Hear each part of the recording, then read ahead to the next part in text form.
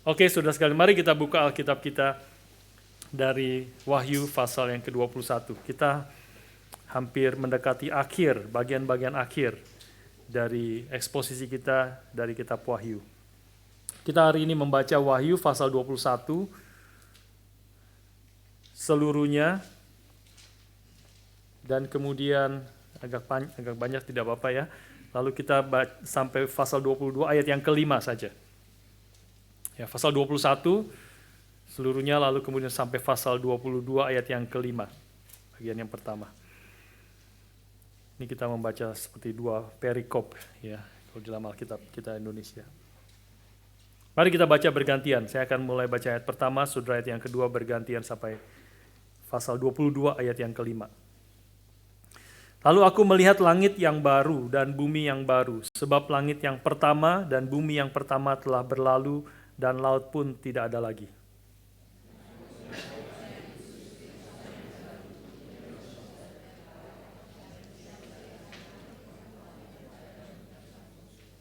Lalu aku mendengar suara yang nyaring dari tahta itu berkata, "Lihatlah, kemah Allah ada di tengah-tengah manusia, dan ia akan diam bersama-sama dengan mereka. Mereka akan menjadi umat-Nya, dan ia akan menjadi Allah mereka."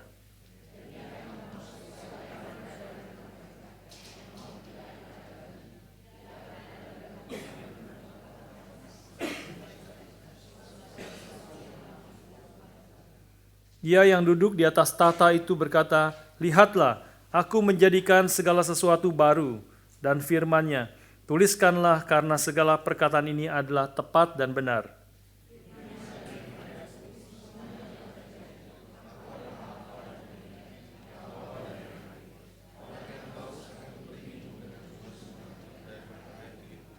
Barang siapa menang, ia akan memperoleh semuanya ini, dan aku akan menjadi Allahnya, dan ia akan menjadi anakku.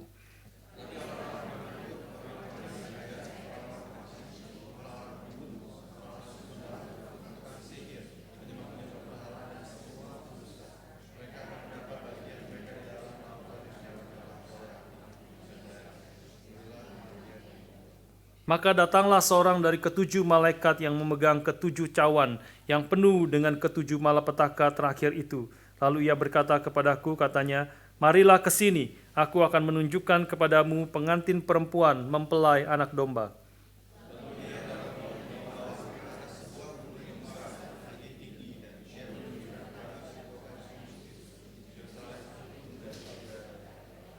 Kota itu penuh dengan kemuliaan Allah, dan cahayanya sama seperti permata yang paling indah, bagaikan permata yaspis jernih seperti kristal.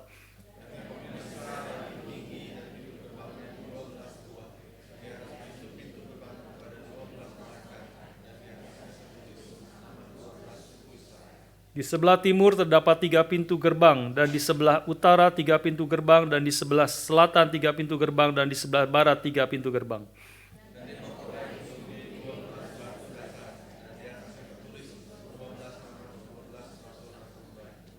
Dan ia yang berkata-kata dengan aku mempunyai suatu tongkat pengukur dari emas untuk mengukur kota itu serta pintu-pintu gerbangnya dan temboknya.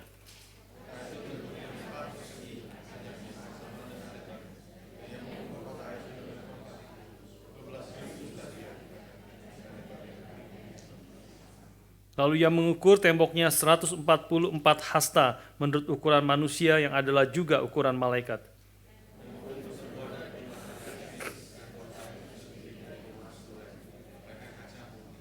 Dan dasar tembok kota itu dihiasi dengan segala jenis permata. Dasar yang pertama batu yaspis, dasar yang kedua batu nilam, dasar yang ketiga batu mirah, dasar yang keempat batu zamrud.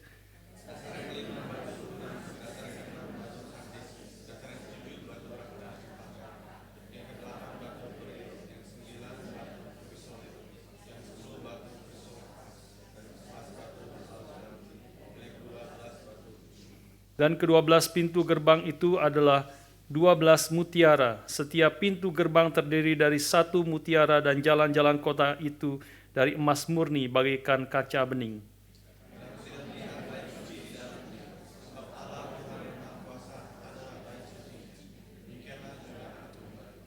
Dan kota itu tidak memerlukan matahari dan bulan untuk menyinarinya, sebab kemuliaan Allah meneranginya dan anak domba itu adalah lampunya.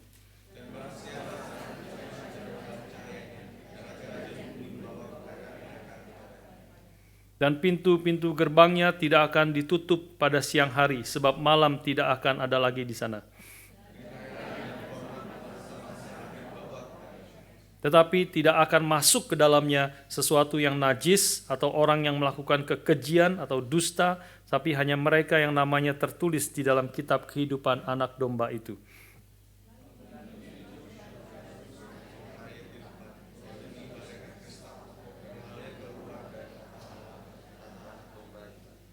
Di tengah-tengah jalan kota itu, yaitu di seberang menyeberang sungai itu, ada pohon-pohon kehidupan yang berbuah 12 kali.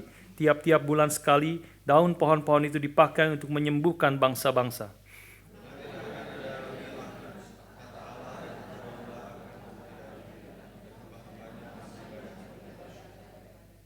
Dan mereka akan melihat wajahnya, dan namanya akan tertulis di dahi mereka.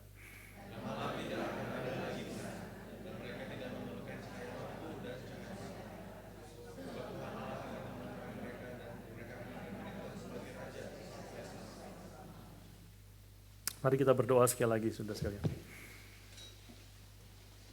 Saja kita berdoa bersama-sama, buka suara, berdoa bagi diri kita masing-masing, berdoa bagi saudara-saudara kita di kiri dan kanan, berdoa bagi hamba Tuhan yang memberitakan firman. Kiranya Tuhan yang memimpin setiap kita, memberikan firman-Nya, mempersiapkan hati dan pikiran kita untuk mengerti dan meresponi firman Tuhan sesuai dengan kehendak Tuhan. Mari kita berdoa bersama-sama. Bapa kami di surga, kami datang kepadamu pada pagi hari ini. Bersyukur kesempatan kami datang bersama umat-Mu di hari perhentian yang Kau sediakan bagi kami untuk beribadah kepada Tuhan. Kami saat ini siap untuk merenungkan firman Tuhan, mendengarkan sabda-Mu. Kami mohon Kau sendiri yang memimpin setiap kami untuk mengerti kebenaran firman yang begitu dalam, yang khususnya kitab-kitab Wahyu yang kadang-kadang dan seringkali melampaui segala imajinasi kami yang sangat terbatas. Tuhan, kami mohon Roh-Mu yang kudus telah memberikan firman-Mu kepada kami, juga memimpin kami, berkata-kata kepada kami, memimpin hamba-Mu dan semua kami yang mendengar, supaya kami mengenal Engkau, mengerti kebenaran firman-Mu, dan berespon sesuai dengan kehendak Tuhan. Terima kasih Bapa, kami menyerahkan waktu pemberitaan firman ke dalam tangan Tuhan. Pimpinlah dan berbelas kasihanlah kepada setiap kami. Dalam nama Tuhan kami Yesus Kristus, kami bersyukur dan berdoa. Amin. Saudara sekalian, saya tidak tahu apa yang ada di dalam pikiran saudara ketika kita berbicara tentang sorga, tentang heaven. Ya. Saya pernah dengar ada satu anak yang menangis, tidak mau pergi ke sorga. Kenapa? Karena dia lebih kepengen sama papi dan maminya. Saudara sekalian, apa yang ada dalam pikiran saudara tentang sorga? Ya. Apakah sorga itu adalah malaikat yang lucu, ada malaikat yang lucu, yang cute, yang chubby gitu ya, yang bersayap, kemudian sedang main kecapi atau harpa di atas awan. Seorang penulis mengatakan pengalamannya tentang pikiran tentang sorga itu. Dia mengatakan dia ingat duduk di kursi kayu yang keras dan menyanyi 6 bait tentang sorga, sambil berharap mudah-mudahan sorga itu lebih ceria, lebih real, lebih nyata daripada gambaran yang dia bayangkan dari lagu-lagu itu. Nah, itu pikiran dia, pengalaman dia tentang sorga ya. Saudara sekalian, saya berharap bacaan kita dan renungan kita hari ini yang berbicara tentang sorga, langit dan bumi yang baru, ini sesuatu yang membawa kita kepada gambaran yang lebih tepat tentang apa itu sorga. Yang sesuatu yang nggak tahu saudara waktu baca tadi dan saya waktu merenungkan tentang bagian ini, sesuatu yang saya rasa begitu terbatas, begitu inadequate, ya, begitu tidak mampu untuk menceritakan, menggambarkan tentang sorga yang melampaui imajinasi kita. Ya, sudah nggak tahu, sudah baca dan pulang nanti kita baca lagi setelah mendengar khotbah hari ini. Biarlah harap kita, Tuhan pimpin, boleh pembahasan hari ini membawa kita untuk mengerti lebih tepat dan membuat kita terkagum dan tercengang tak habis-habisnya. Dan karena segala hal yang digambarkan di sini melampaui imajinasi kita yang terbaik. Dan harap kita boleh mulai mengerti betapa mulia, betapa indah, betapa sukacitanya ketika kita akhirnya bertemu muka dengan Tuhan Juru Selamat kita yang penuh kemuliaan dan penuh kasih dan kebaikan itu.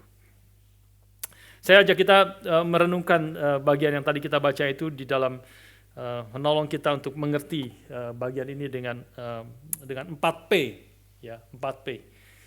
Yang pertama adalah promise atau janji.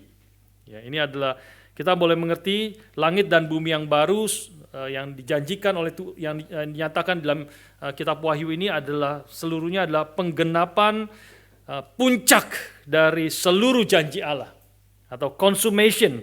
Ya, ini seluruh janji Allah itu puncaknya, consummate-nya, mengalami consummation di dalam kitab Wahyu ini. Seluruh penggenapan secara sempurna itu terjadi di sini.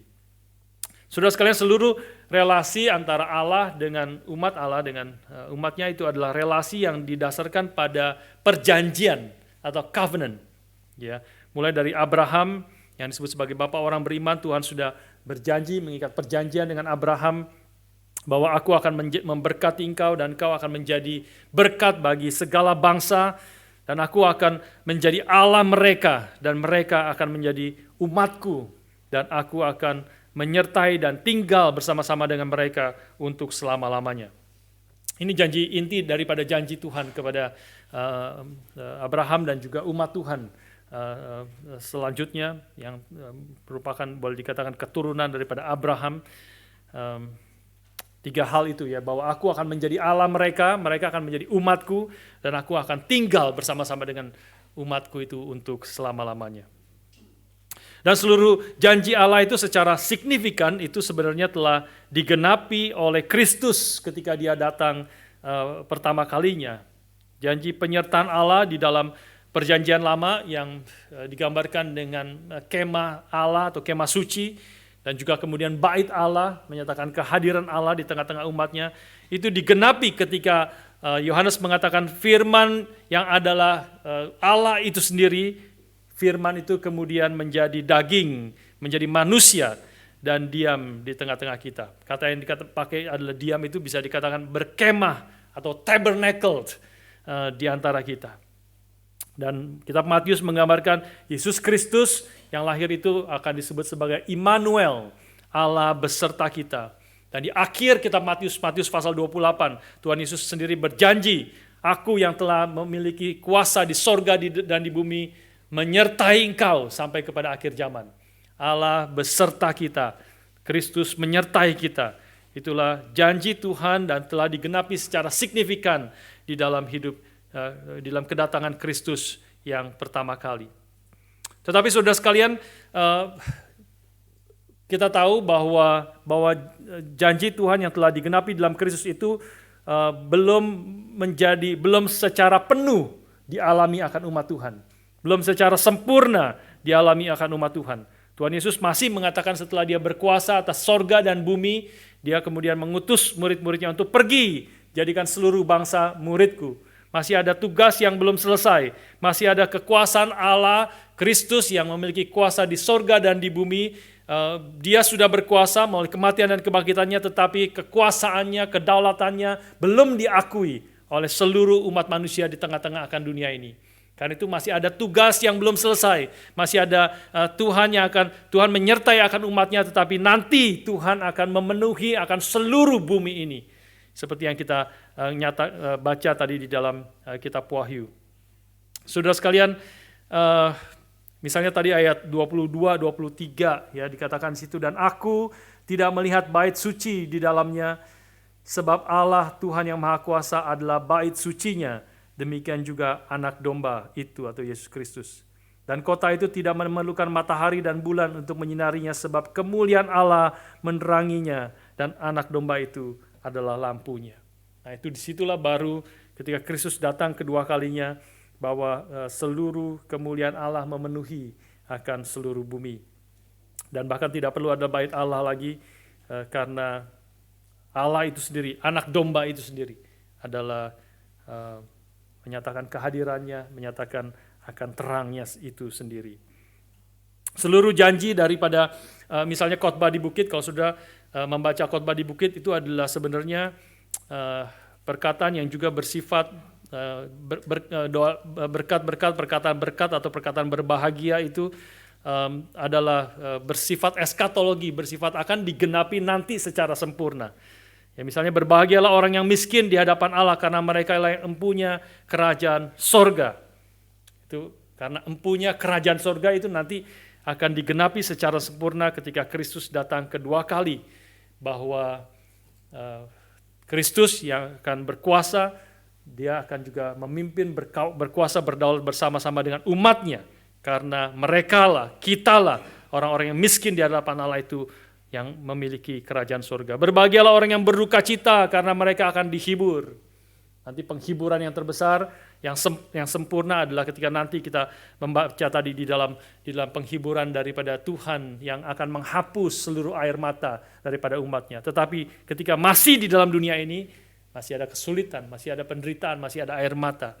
Nanti di tengah-tengah kesulitan penderitaan memang penghiburan Tuhan sudah hadir. Roh Kudus sudah hadir menyertai akan umatnya.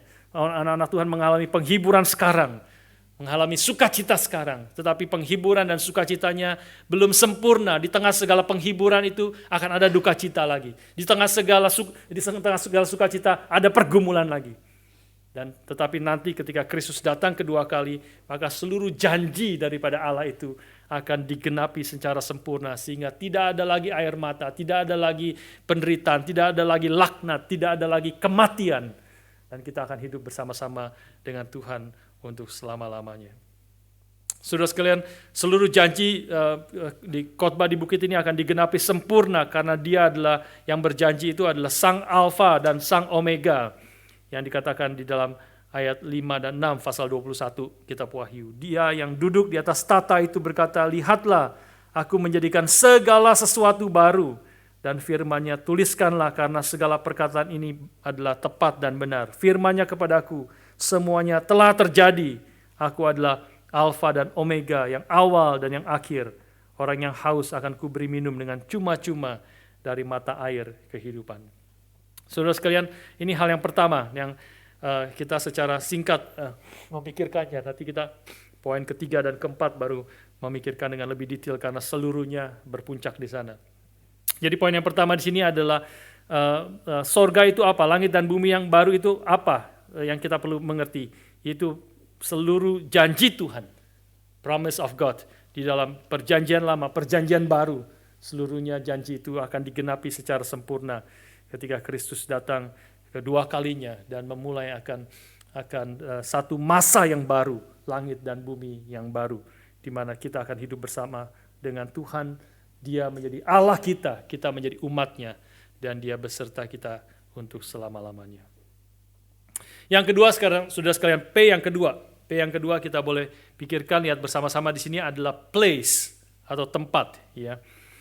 Waktu kita memikirkan tentang tempat, saudara sekalian, atau place, mungkin saya waktu pikirkan ini, mungkin saya merasa tidak banyak di antara kita yang punya ikatan kuat dengan tempat di mana tempat apapun gitu ya.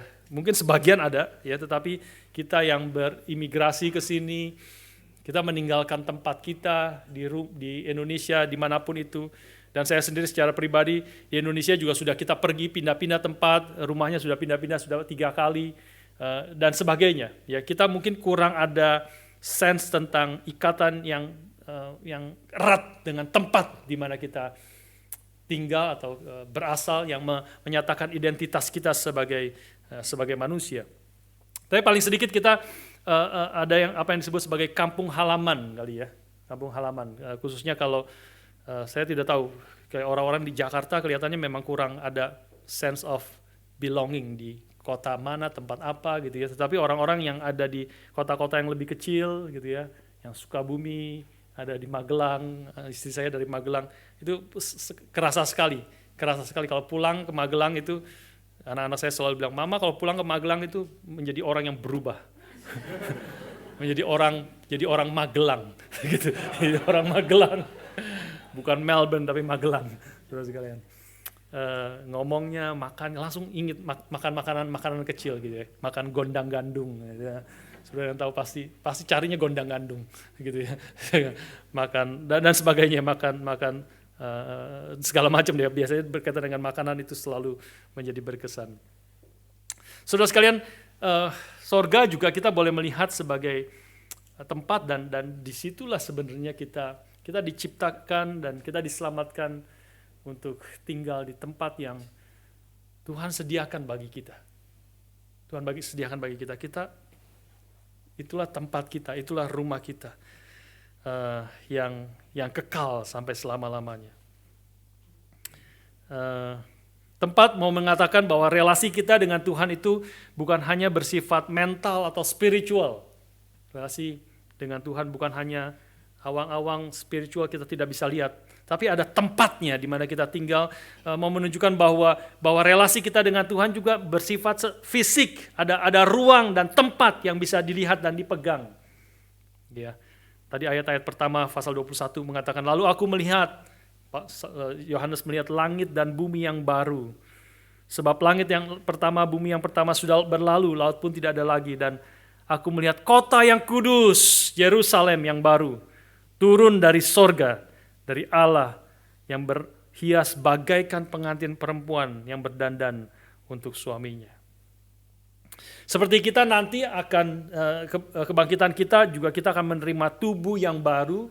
Kebangkitan kita bukan hanya bersifat spiritual, bukan hanya bersifat rohani, kita akan menerima tubuh yang baru, ya, tentu tubuh yang tidak bisa sakit lagi, bukan tubuh yang tidak terbatas seperti sekarang, yang bisa sakit, bisa jatuh dan sebagainya. Tubuh yang sudah dipermuliakan, yang sempurna sesuai dengan rencana Tuhan dari permulaan, tetapi tetap bertubuh. Ya, kita memiliki tubuh, physical tubuh, dan tubuh yang sudah dipermuliakan ini adalah tubuh yang cocok untuk hidup di langit dan bumi yang baru. Langit bumi di mana kemuliaan Tuhan memenuhinya. Kalau sudah mengingat atau tahu kota Melbourne salah satu kota yang indah di dunia ini, ya, meskipun sekarang karena COVID sudah turun, rankingnya sudah jauh, ya, tetapi kita tinggal di kota yang, ya, salah satu kota yang indah sebenarnya, kota Melbourne ini, ya, dan salah satu tempat yang indah kalau sudah bagi saya yang suka lewat, ya, itu adalah di Swan Street Bridge, saudara. Saya rasa itu satu tempat, salah satu lokasi salah satu yang indah di kota ini, di kota Melbourne ini. Swan Street Bridge itu yang dekat Lord Travel Arena situ, ada bridge di situ. Ya. Kenapa indahnya?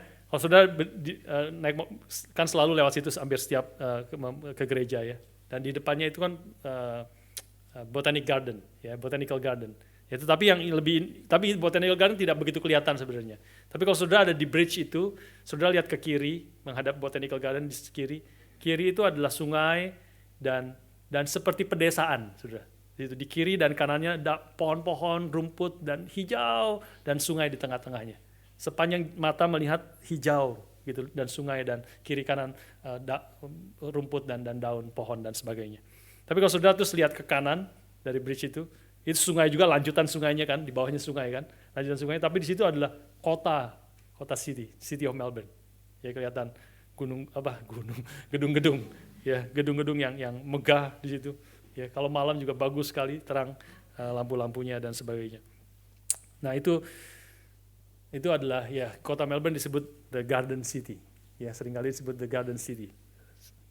Jadi kalau sudah membaca tadi Wahyu pasal 21, 22, langit dan bumi yang baru, itu juga menggambarkan Yerusalem yang baru ini seperti Garden City, tetapi 1.000.000 kali lebih indah dan lebih besar dan lebih agung dan lebih megah dari kota Melbourne, atau bahkan dari pegunungan Alpen di Swiss, bahkan dari Grand Canyon yang sangat besar itu. Ini satu kali berpuluh-puluh juta kali lebih indah dari semuanya itu. Ini suatu tempat yang luasnya disebut 12.000 stadia, ya, satu kota yang bersifat kubus, ya, kubus itu panjangnya 12.000 stadia, lebarnya 12.000 stadia, tingginya 12.000 stadia. Dan itu tentu angka simbolis yang kalau sudah melihat 12.000 stadia itu adalah 2.200 km kali 3. Ya, jadi panjangnya 2.200 km, lebarnya 2.200 km, tingginya 2.200 km. Sudah 2.200 km tahu seberapa semana itu? Kalau dari Melbourne ke Brisbane itu saya lihat 1.700 km. 1.700 km. Jadi lebih, mungkin mendekati Cairns atau Townsville atau apa gitu. Ke atasnya. Jauh, itu satu kota. Lebarnya 2.200, panjangnya 2.200, tingginya 2.200 km. Ya. Jadi artinya ini suatu dan di dalamnya penuh dengan keindahan gambaran dengan sungai, air kehidupan, dengan pohon kehidupan dan juga batu-batu permata yang sangat indah digambarkan di situ, ya. Dan temboknya tebal, dari temboknya itu 144 hasta. Tentu sekali lagi angka itu angka simbolis 144. Kalau diterjemahkan itu adalah menjadi 65 meter. Temboknya 65 meter, Saudara. Dari ujung sana sampai ujung sana itu cuma 30 meter. 30 meter itu temboknya. Ini 2 kali dari ujung sana sampai ujung sana. Dia tembok yang paling luar. Jadi saudara sekalian, ini adalah satu kota yang sangat indah, sangat masif, megah, dan juga menyatakan keamanan. Temboknya yang setebal itu tidak mungkin akan dihancurkan oleh apapun juga. Ya. Ditambah dengan ayat, misalnya ayat 18 sampai 21 itu menggambarkan akan tempat ini. 18 saya bacakan sampai 21 itu, tembok itu terbuat dari permata yaspis dan kota itu sendiri dari emas tulen bagaikan kaca murni. Dan seterusnya, banyak begitu batu-batu yang ada. Ya, artinya ini kota itu, temboknya itu terbuat dari permata yaspis, kota itu sendiri dari emas tulen murni bagaikan kaca murni. Emas tulen bagaikan kaca murni. Emas itu tentu salah satu metal yang sangat berharga, emas sangat indah, ya. Tetapi kalau emas yang seperti kaca, itu nggak pernah ada di dalam dunia ini, nggak pernah ada. Ini memang semua gambaran-gambaran ini out of this world, menggambarkan keindahan, keagungan yang tidak pernah ada di dalam apa yang kita, bahkan imajinasi manusia yang terbaik pun tidak ada. Ini adalah kemudian dalam pasal yang ke-22, ayat yang pertama menggambarkan akan itu, ya, sungai kehidupan di situ. Lalu ia menunjukkan kepadaku sungai air kehidupan yang jernih bagaikan kristal yang mengalir keluar dari tahta Allah dan tahta Anak Domba. Di tengah-tengah jalan kota itu, yaitu di seberang menyeberang sungai itu, ada pohon-pohon kehidupan yang berbuah 12 kali dan seterusnya. Ini menjadi seluruhnya menggambarkan akan paradise restored, paradise transformed. Kalau sudah menggambarkan hidup di Taman Eden, Adam dan Hawa itu taman yang pertama yang begitu indah, begitu penuh kehadiran Tuhan, berkat Tuhan dan keindahan. Semua tempat pohon-pohon yang terbaik sekarang seluruhnya disempurnakan, restored and transformed, yang menjadi keindahan yang melampaui akan segala apa yang dapat kita pikirkan. Seluruhnya tempat ini menggambarkan akan keindahan dan keagungan umat Allah sesungguhnya. Inilah poin ketiga kita akan masuk, ya. Menggambarkan akan umat Allah mempelai wanita di dalam relasinya dengan sang mempelai pria. Jadi pasti ada tempatnya kita tinggal, tetapi juga seluruhnya sebenarnya menggambarkan akan keindahan mempelai wanita atau pengantin perempuan yang berdandan untuk suaminya. Itulah Yerusalem yang baru. Inilah poin yang ketiga yang kita akan pikirkan lebih dalam, yaitu P yang ketiga, people. People. Yang pertama promise, yang kedua adalah place, yang ketiga adalah people. Umat Allah. Dan inilah menjadi fokus ketiga dan yang keempat, ya. Hal yang pertama yang kita pikirkan tentang umat Allah ini yang people yang ada, yang menjadi bagian, menjadi anggota daripada kerajaan Allah, yang akan masuk menjadi berkuasa di langit dan bumi yang baru ini, adalah orang-orang yang terdiri dari berbagai bangsa, bahasa, suku, dan sebagainya. Ini hal yang pertama yang kita perlu mengerti. Ya, orang-orang yang menjadi anggota, menjadi member daripada langit dan bumi yang baru, menjadi warga negara dari langit dan bumi yang baru, adalah orang-orang yang terdiri dari berbagai bangsa, suku, bahasa, orang-orang yang berbagai macam. Pasal 21 ayat 24 mengatakan demikian, ya. Dan bangsa-bangsa akan berjalan di dalam cahayanya, dan raja-raja bumi membawa kekayaan mereka kepadanya. Itu sekali lagi bangsa-bangsa, ya, dan seterusnya juga sudah ada bagian-bagian yang lain menggambarkan akan hal itu. Jadi saudara sekalian, di langit dan bumi yang baru, perbedaan ras kita, bahasa, perbedaan kulit itu tidak akan dihilangkan di dalam langit dan bumi yang baru, tetapi justru akan disempurnakan. Ini saudara harus bayangkan. Ya, mulai sekarang ini tentu memberi pengaruh kepada kita hari ini. Nanti di surga, di langit dan bumi yang baru akan ada segala bangsa. Umat Tuhan dari segala bangsa.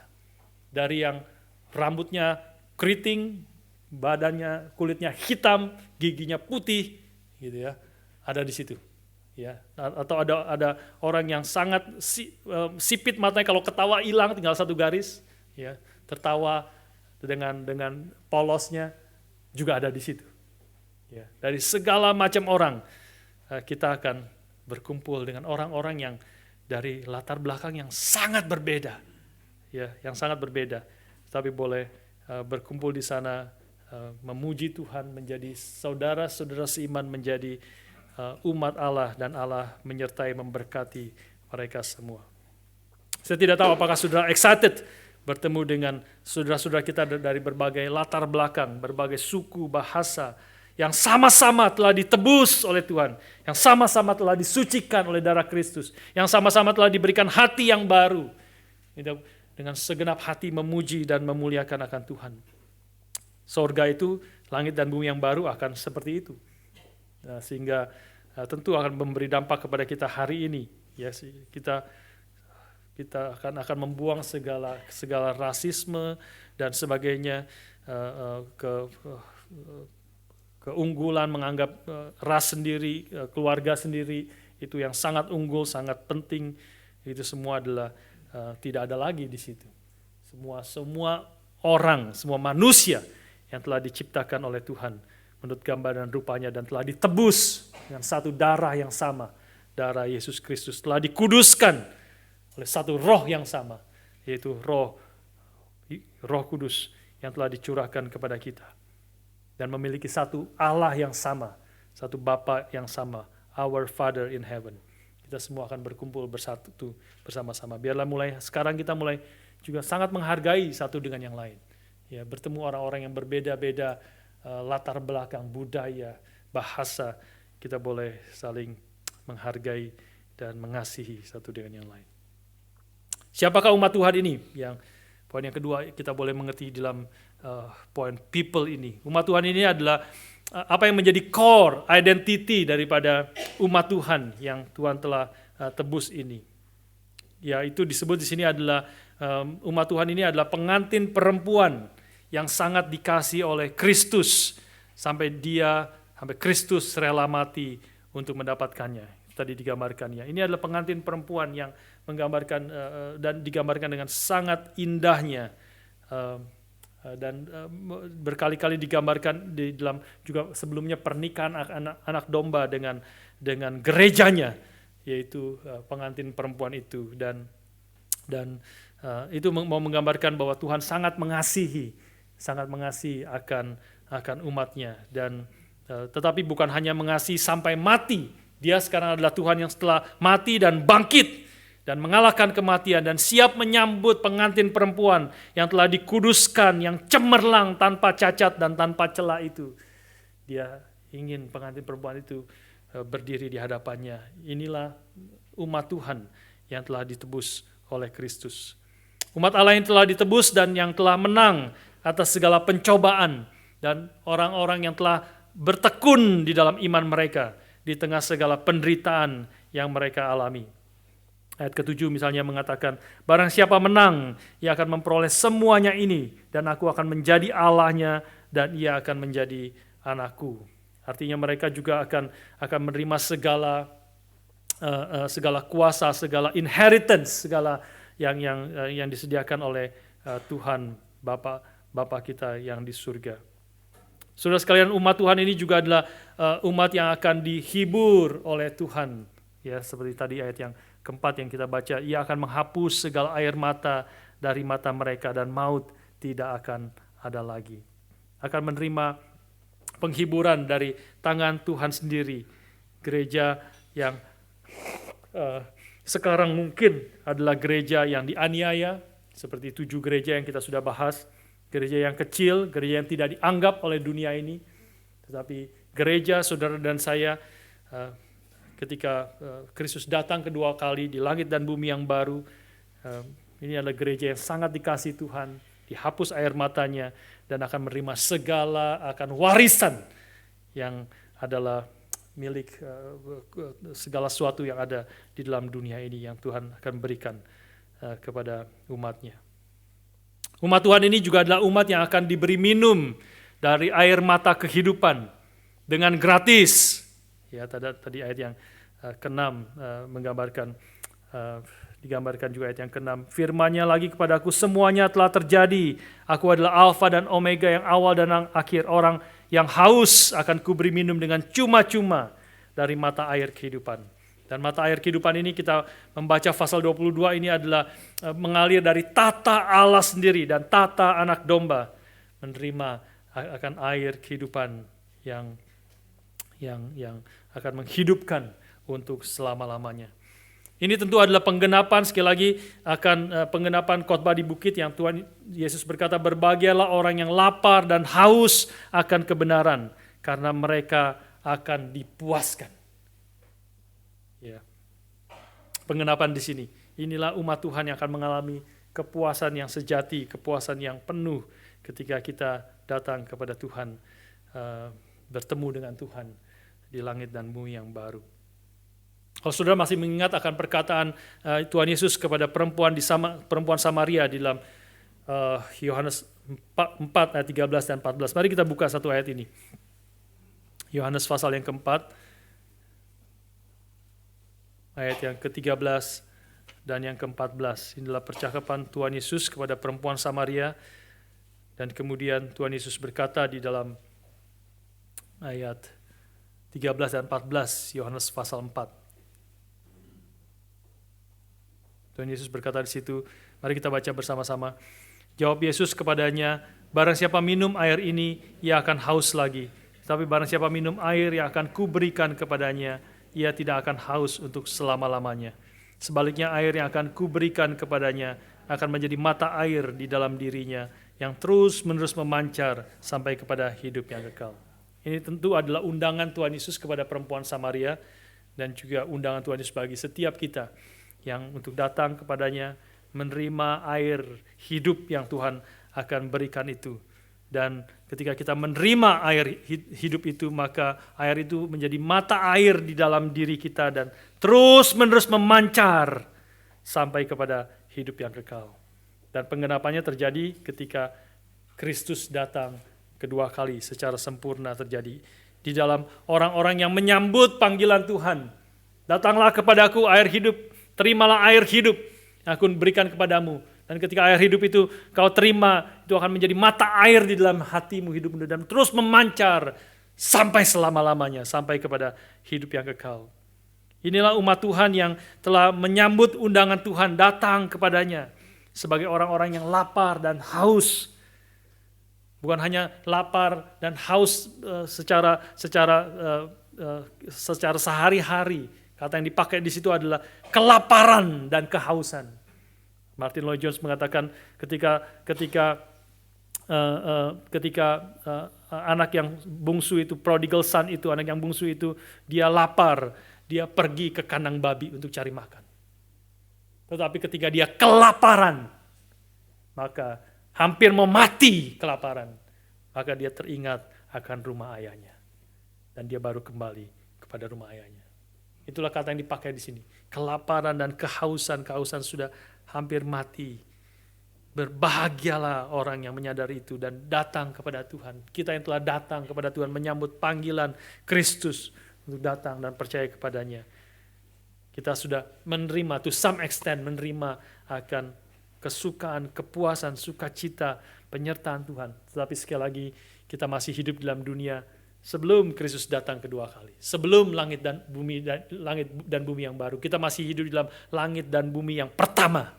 Yang kita hidup di mana di dalamnya ada kesulitan, ada penderitaan, ada sakit penyakit. Semua kita ada sakitnya macam-macam. Ya, segala macam, ada kesulitannya, ada pergumulannya. Kalau tidak sakit ada pergumulan relasi dalam keluarga dan sebagainya.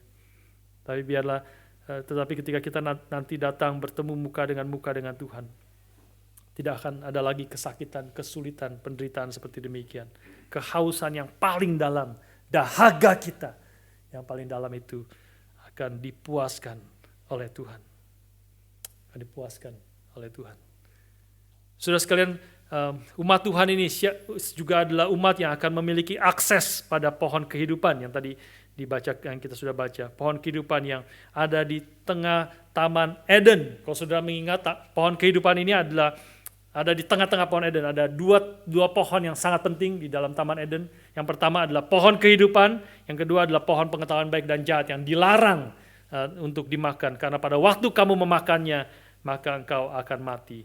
Tetapi pohon kehidupan boleh dimakan oleh Adam dan Hawa sebelum mereka jatuh di dalam dosa. Mereka boleh makan dengan bebas semua pohon dalam taman itu, termasuk pohon kehidupan itu. Ya, tetapi ketika manusia akhirnya jatuh, melawan Tuhan, hidup di dalam dosa, ya, dan mati secara rohani, maka Tuhan mengusir Adam dan Hawa keluar dari Taman Eden. Dan salah satu alasannya adalah supaya mereka tidak makan dari pohon kehidupan itu.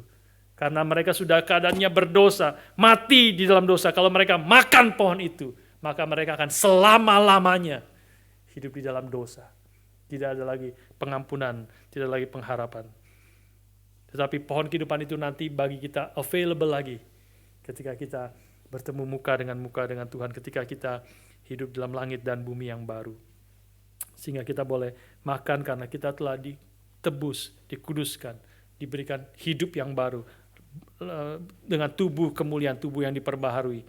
Maka kita boleh menikmati akan pohon kehidupan itu, buah dari pohon kehidupan itu, hidup selama-lamanya dengan sukacita di hadapan Tuhan. Inilah yang terakhir yang kita boleh bahas bersama di hadapan Tuhan. P yang terakhir adalah presence, ya, in the presence of God. Saya bacakan sekali lagi ayat 22 dan 23 dari Wahyu 21. Dan aku tidak melihat bait suci di dalamnya, sebab Allah Tuhan yang Maha Kuasa adalah bait sucinya. Demikian juga anak domba itu. Dan kota itu tidak memerlukan matahari dan bulan untuk menyinarinya, sebab kemuliaan Allah meneranginya, dan anak domba itu adalah lampunya. Saudara mungkin pernah ingat apa yang saya pernah sharing kepada saudara tentang seorang hamba Tuhan di dalam satu rapat tanya kepada Pak Tong, apa yang Pak Tong takutkan? Ya, seorang hamba Tuhan yang cukup unik tanyanya seperti itu. Pak Tong kan berani semua, nggak ada yang takut, siapapun dia lawan gitu ya, siapapun orang konglomerat itu paling takut sama Pak Tong karena selalu ngomelin gitu ya dan sebagainya. Dia tidak takut kepada siapapun, tapi hamba Tuhan ditanya, Pak Tong, ada yang Pak Tong takutkan nggak? Langsung Pak Tong jawab, ada. Yang saya paling takutkan adalah kalau Tuhan meninggalkan kita. Saudara sekalian, ini adalah kerinduan atau hati daripada hamba Tuhan dan anak-anak Tuhan yang sejati sepanjang zaman sebenarnya. Musa berkata kepada Tuhan, kalau engkau tidak menyertai kami, ya Tuhan, meskipun kau mengutus malaikatmu menyertai kami, karena dosa daripada umat Tuhan, Tuhan mengatakan, aku mulai sekarang tidak lagi akan menyertai engkau, tetapi aku akan mengutus malaikatku untuk menyertai engkau. Tapi Musa berkata, kalau Engkau tidak menyertai kami. Tuhan, jangan biarkan kami melangkah satu langkah pun. Itulah kerinduan daripada umat Tuhan sepanjang zaman. Tuhan, jangan tinggalkan kami. Tuhan beserta kami. Dan kita sangat bersyukur kepada Tuhan kalau kita melihat akan Wahyu 21, 22 ini, maka kita melihat penyertaan Tuhan itu adalah menjadi nyata secara penuh, secara sempurna. Karena kita bersyukur kepada Tuhan kalau Dia adalah memang Allah yang ingin tinggal bersama umatnya, menyertai akan umatnya. Mulai dari perjanjian lama tentu jelas sekali, dari kemah suci atau kemah Allah itu, dan bait suci itu menyatakan kehadiran Tuhan di tengah-tengah umatnya. Dan tiang awan, tiang api yang memimpin akan bangsa Israel di dalam padang belantara, tiang awan pada waktu siang melindungi mereka, tiang api pada waktu malam memimpin mereka, memberi terang kepada mereka. Itu menyatakan Tuhan hadir, Tuhan ingin hadir di tengah-tengah umatnya, memimpin akan umatnya. Dan kalau sudah membaca di dalam bait suci itu ada satu ruangan, di dalam ini bait suci seluruhnya menyatakan kehadiran Allah, tetapi ada di dalam ruangan-ruangan bait suci ada satu ruangan yang khusus menyatakan kehadiran Tuhan, kemuliaan Allah hadir di situ secara penuh, yaitu yang disebut sebagai ruang Maha Kudus, Holy of Holies. Ya. Dan kita mengetahui Holy of Holies itu, ruangan itu memiliki dua fungsi. Yang pertama adalah menyatakan kehadiran Allah, kemuliaan Tuhan hadir di situ, menyertai akan umatnya. Tetapi juga ada fungsi yang kedua, ruang Maha Suci itu menyatakan membatasi manusia yang berdosa dari kemuliaan Allah, kesucian Allah atau kekudusan Allah yang menghanguskan. Nah, inilah bagian yang penting juga. Kalau sudah membaca di dalam ayat, kita mengetahui hanya imam besar yang hanya boleh masuk 1 tahun sekali ke ruang Maha Kudus itu. Tidak ada siapapun yang bisa dan berani masuk. Kalau ada yang berani masuk, maka akan binasa. Belum masuk pun akan habis, hangus, dibunuh oleh kesucian, kekudusan Tuhan yang menghanguskan itu. Karena itu saudara sekalian, di dalam ayat-ayat yang tadi kita baca itu, kita melihat bahwa Yerusalem yang baru itu sebenarnya adalah penggenapan dari ruang Maha Suci yang berbentuk kubus. Ruang Maha Suci itu berbentuk kubus. Panjangnya, lebarnya, dan tingginya itu sama, kubus. Dan sekarang tadi kita membaca Yerusalem baru itu 2.200 atau 12.000 stadia. 12.000 stadia. Berbentuk kubus, yaitu adalah menyatakan sekarang ini Yerusalem yang baru, kota Allah, Tuhan hadir di situ, memenuhi kemuliaan Tuhan, memenuhi akan seluruh bumi. Karena itu kita tahu saudara sekalian, di dalam ruang Maha Kudus ini dan di Yerusalem yang baru ini tidak ada yang bercacat celah, yang najis, yang bisa masuk ke dalamnya. Di dalam ayat yang ke-8 misalnya dikatakan, tetapi orang-orang penakut, orang-orang yang tidak percaya, orang-orang yang keji, orang-orang pembunuh, orang sundal, tukang sihir, penyembah berhala, dan semua pendusta, mereka akan mendapat bagian mereka dalam lautan yang menyala-nyala oleh api dan belerang. Itulah kematian yang kedua. Mereka tidak ada bagian di dalam langit dan bumi yang baru ini. Ayat ke-27 juga mengatakan, tetapi tidak akan ada masuk ke dalamnya, ke dalam Yerusalem baru ini, sesuatu yang najis atau orang yang melakukan kekejian atau dusta, tetapi hanya mereka yang namanya tertulis di dalam kitab kehidupan anak domba Allah itu. Inilah kehadiran Tuhan ya di dalam langit dan bumi yang baru, secara penuh, secara kemuliaan Tuhan menyatakan akan dirinya, sehingga kita boleh melihat puncaknya, bertemu Tuhan muka dengan muka di dalam ayat yang keempat pasal 22, dan mereka akan melihat wajahnya dan namanya akan tertulis di dahi mereka. Inilah ultimately ketika kita di langit dan bumi yang baru, Tuhan hadir di dalam kepenuhannya. Tidak perlu adalah bait Allah, apalagi gedung Gary Melbourne, tidak perlu ada lagi, seluruhnya tidak perlu ada lagi. Bait Allah sendiri sudah tidak ada karena Allah sendiri sudah hadir. Dia sendiri adalah baitnya itu. Sekarang kita tidak perlu lagi baitnya Allah, karena sudah ada Allahnya bait yang tinggal dan hadir memenuhi akan seluruh bumi. Dan bukan hanya itu, kita akan bertemu muka dengan Tuhan. Dan ini sekali lagi sesuatu yang kita perlu appreciate, menyadari betapa berharganya, berapa pentingnya akan kebenaran ini. Ketika Musa berkata kepada Tuhan, "Show me your glory," nyatakan akan kemuliaanmu. Maka Tuhan berkata, tidak ada orang yang melihat kemuliaanku dan bisa tetap hidup. Tidak ada. Maka aku akan lewat. Tetapi aku akan taruh kamu di lekuk tanganku. Aku akan tutupi kamu. Aku akan lewat. Dan setelah aku lewat, kamu akan melihat belakangku, Tuhan mengatakan. Kamu tidak akan melihat wajahku, karena tidak ada orang yang melihat wajahku dan bisa tetap hidup. Maka Musa hanya melihat belakangnya Tuhan. Dan ketika hanya melihat belakangnya Tuhan, maka wajah Musa bersinar-sinar.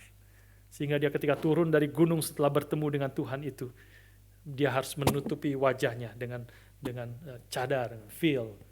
Karena kemuliaan yang begitu besar, umat Tuhan begitu ketakutan hanya melihat akan refleksi kemuliaan Tuhan dari wajah Musa itu. Sudah sekalian, ini sesuatu yang mengerikan, sesuatu keagungan, kesucian, kemuliaan yang kita begitu terbatas, kata-kata kita begitu terbatas.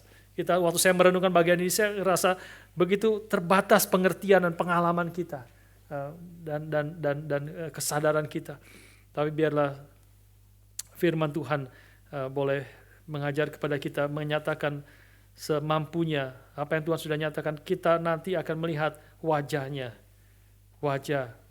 kita akan bertemu, lagu-lagu yang suka kita nyanyikan, kita akan melihat wajahnya, ya, face to face, muka dengan muka. Paulus mengatakan di dalam salah satu suratnya, dia mengatakan dalam Korintus, sekarang kita melihat dalam cermin suatu gambaran yang samar-samar. Artinya kita begitu terbatas sekarang ini, pengetahuan kita terbatas, kasih kita terbatas, pengalaman kita terbatas, sangat terbatas. Tetapi nanti ketika dia datang kedua kali, kita akan melihat dia muka dengan muka. Dan inilah yang terjadi. Inilah yang digambarkan di dalam Wahyu pasal 22 yang tadi kita baca. Ketika kita akhirnya boleh melihat muka dengan juru selamat kita yang telah mati dan bangkit, yang penuh dengan kemuliaan, yang penuh dengan kuasa, yang penuh dengan kekudusan, dan penuh dengan kebaikan dan kasih itu. Tidak bisa membayangkan, tetapi inilah suatu sukacita yang berlimpah-limpah. Pemazmur katakan, di hadapan Tuhan ada sukacita berlimpah-limpah. Dan di tangan kanannya ada nikmat selamanya. Kenikmatan selamanya. Kita tidak mengerti sepenuhnya hari ini. Tetapi kita mungkin bisa mencicipi ketika kita datang kepada Tuhan di dalam firman, di dalam doa. Ketika kita datang kepada Tuhan di dalam persekutuan dengan Tuhan, juga di dalam perjamuan kudus yang kita akan terima hari ini. Kita bisa mencicipi kehadiran Tuhan, berkatnya, persekutuan dengannya, juga bersama-sama dengan semua umat Tuhan dari berbeda-beda, dari latar belakang yang berbeda-beda di sini. Kita boleh dipersatukan di dalam perjamuan kudus dan dalam terang visi sorga yang Tuhan telah nyatakan kepada kita di dalam firman-Nya. Seberapa terbatasnya kita mengerti. Saudara sekalian, dan ini adalah bukanlah sesuatu utopia yang kita bahas, kita renungkan hari ini, satu impian yang kosong, sesuatu yang tidak real, ya, sesuatu yang merupakan angan-angan daripada manusia, impian yang kosong, utopia. Tetapi ini adalah firman Tuhan yang real dan pasti, seperti Tuhan sendiri berkali-kali katakan. Inilah perkataanku, inilah yang benar, inilah sesuatu yang pasti terjadi. Tuliskanlah itu bagi umat Tuhan sepanjang zaman.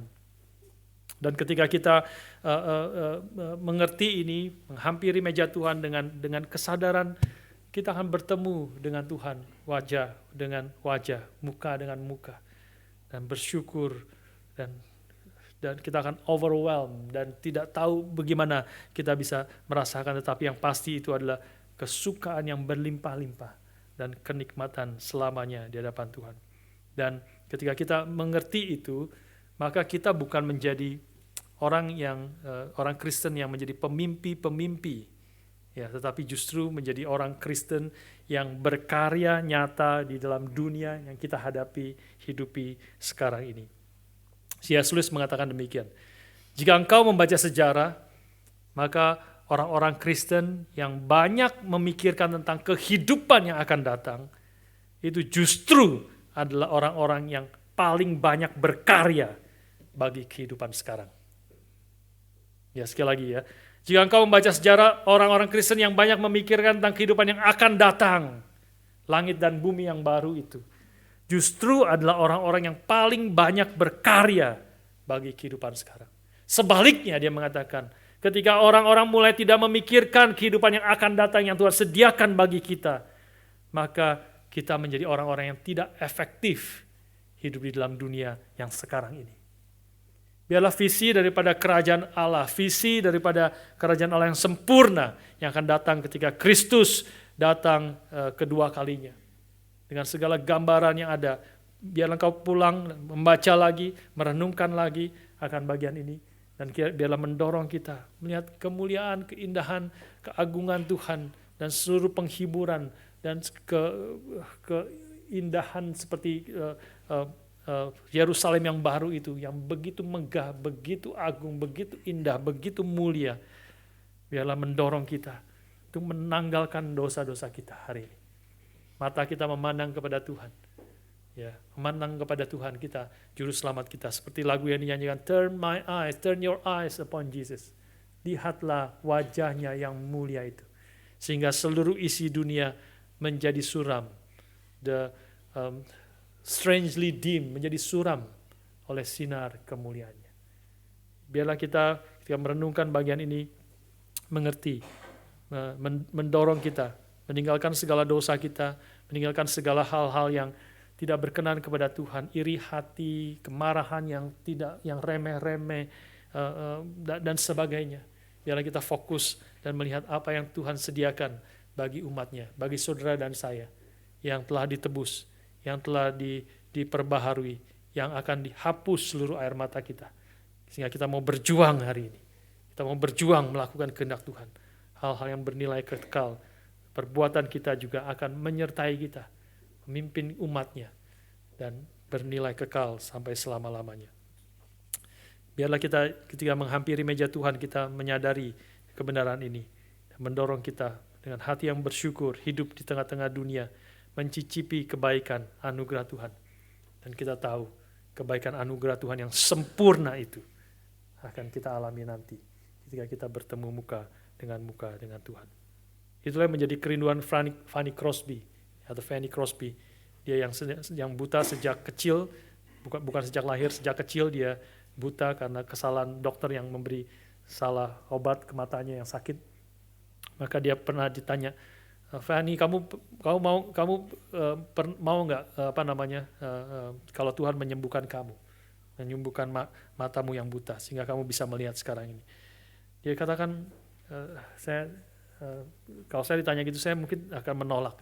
Saya tidak mau sembuh matanya sekarang ini. Karena apa? Karena nanti waktu mata saya melihat, waktu saya nanti di langit dan bumi yang baru, ketika mata saya melihat, maka yang saya lihat pertama adalah wajah Juru Selamat saya, Tuhan Yesus Kristus, yang telah mati dan menebus dan mengasihi saya. Itulah kerinduan setiap umat Tuhan, seharusnya kita melihat Dia face to face di dalam kemuliaannya. Tidak lagi akan membinasakan kita, karena kita telah diubahkan, karena kita telah diberikan hidup yang baru. Jadi kita telah diberikan tubuh yang baru, tubuh kemuliaan. Dan kita boleh hidup bersukacita selama-lamanya bersama dengan Tuhan. Dan apa yang kita kerjakan akan banyak pekerjaan. Tidak selesai, saudara sekalian. Kita tidak bekerja, bukan tidak melakukan apa-apa ketika kita di surga nanti. Kita akan banyak melakukan segala sesuatu yang memang Tuhan inginkan kita bekerja. Tetapi pekerjaan, karya kita tanpa kesusahan, tanpa penderitaan, tanpa kegagalan, tanpa air mata, tanpa persaingan, tanpa iri hati, tanpa segala hal-hal yang berkaitan dengan dosa. Pekerjaan kita akan selama-lamanya mengerjakan apa yang kita inginkan, apa yang memberi kesukaan yang besar bagi kita selama-lamanya. Itulah kita akan berdiri di hadapan Tuhan dan hidup selama-lamanya. Biarlah visi ini yang Tuhan nyatakan di tengah segala keterbatasan kita mengertinya, mendorong kita untuk hidup memuliakan Tuhan dan terus hidup berkarya bagi Tuhan hari ini sampai kita bertemu muka dengan Tuhan.